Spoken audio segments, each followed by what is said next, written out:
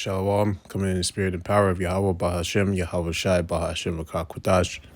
Double honors to the apostles of Great Millstone and to the whole flow like pushing his word in truth and sincerity across the four corners of the earth.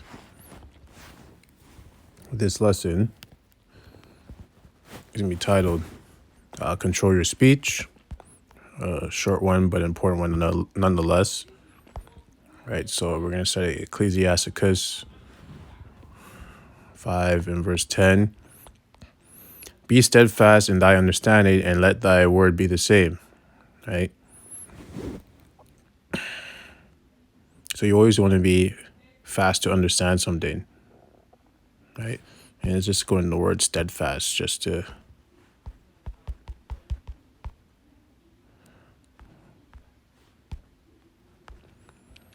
steadfast, secure in position, steady, firm in its place, faithful, firm in one's mind, right? Unshakable, right? So be unshakable in thy understanding, and let thy word be the same, right? So basically, like keep your word. If you say something, stick to it, right? And when you say something, you have to like fully believe in it, be faithful in it, right? Because we have to be steadfast towards Yahweh Shem Yahushai, right? We have to be unshakable. Can't be shaken by anything. Be swift to hear, and let thy life be sincere, and with patience give answer, right? So you always want to wait before you give an answer.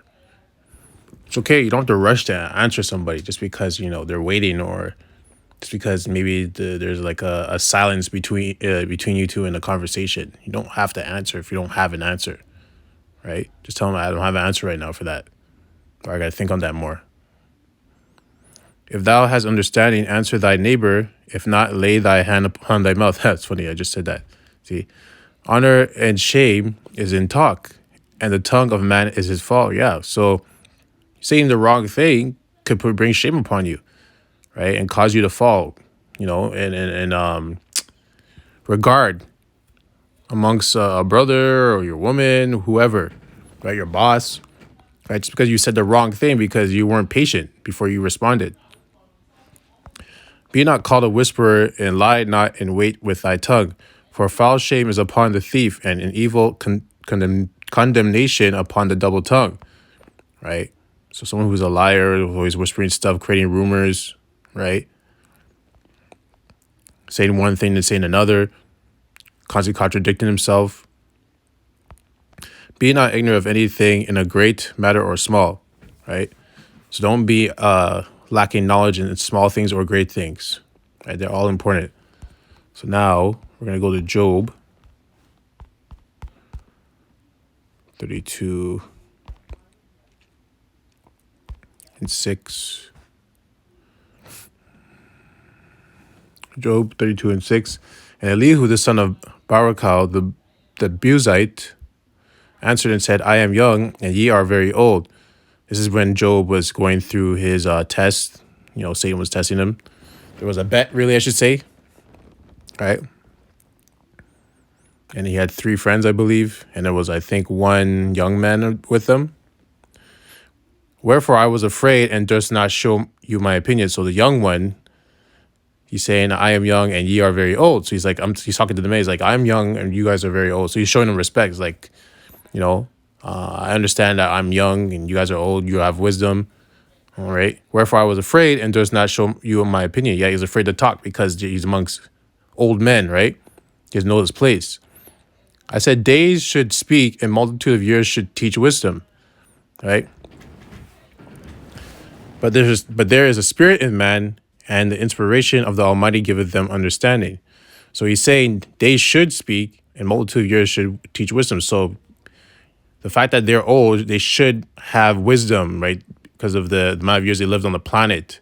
So they should have a response to what Job said, because they should be wise, right? And see what's going on with Job. But there is a spirit in man, and the inspiration of the Almighty giveth them understanding. So he's saying that, he's basically saying, like, just because you have the years, does it mean you understand all the time what's really going on, because that comes from the Most High, Yahweh Shem Yahweh Shai. Great men are not always wise, right? Neither do the aged understand judgment, right? So sometimes these great men, the aged men, what have aged, they're not always wise, and they don't always understand judgment. They don't always understand what's going on, right? So you can't always attribute years or age to wisdom, because sometimes it's the young person that has the knowledge, wisdom, and understanding. And at the end of the day, it comes to the Most High, which is his point, right? But he gave him the respect, which is why it says control your speech, because he waited as everyone talked. He waited, everyone stopped talking, no one was responding. Then he said something. And even when he said something, he showed them respect and let them know that, look, I know I'm young and I know you guys are old, right? So I'm not being disrespectful here. I'm just stating what's going on here. Something needs to be said, right? So he did that in the right way.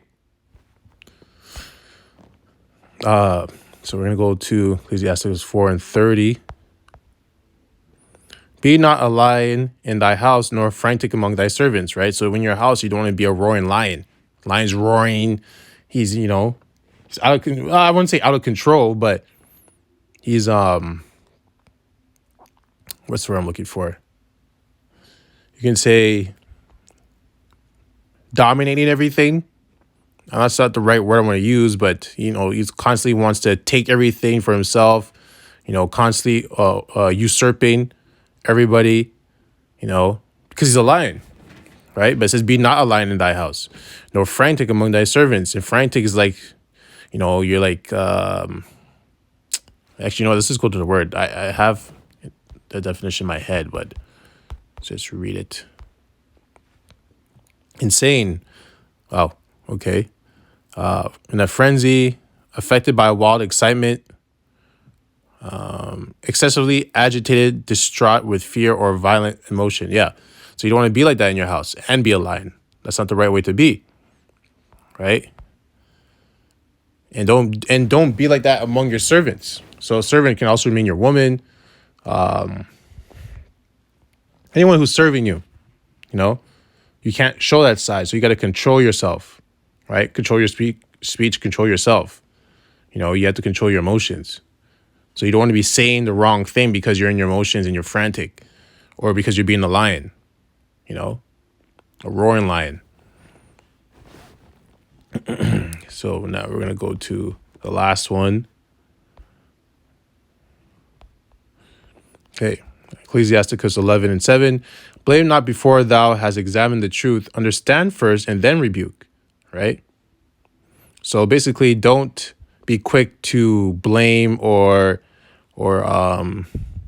give a response when you haven't examined like the situation and what's going on to see what the truth is, right?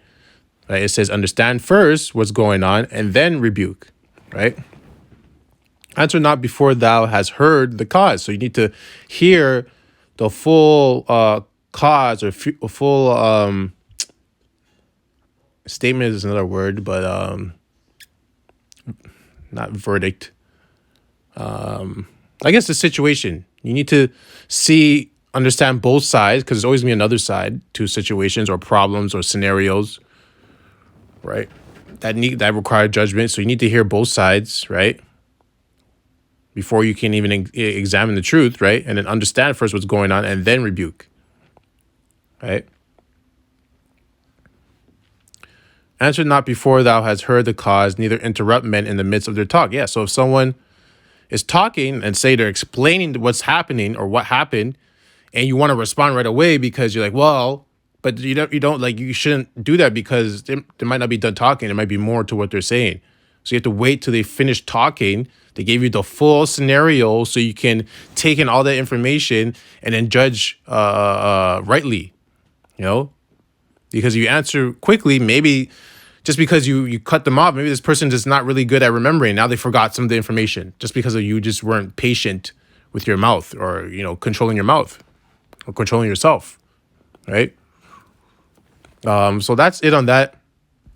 Just an important one, but just about controlling your speech, right? Controlling your emotions, controlling yourself, but more importantly, controlling your speech, right? Because based on what comes out of your mouth, people are going to judge you by that, right?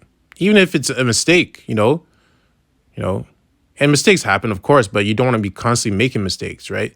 You have to be very, very circumspect and keen about what comes out of your mouth, because on top of it, even the scriptures say that you will be judged for, I'm roughly paraphrasing, but I believe from the things you say, they'll be taken account of, right?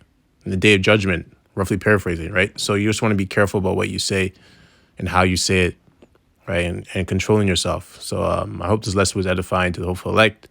I'd like to close out by saying, Kahala Yahweh, Bahashim Yahweh Shai, Bahashim Rakah Kodash. Double honors to the apostles of Great Millstone and to the hopeful elect, pushing his word in truth and sincerity across the four corners of the earth, death and destruction into his wicked kingdom, and 2/3 as well. Kwam Yasharallah, Abad Babal, Shalom.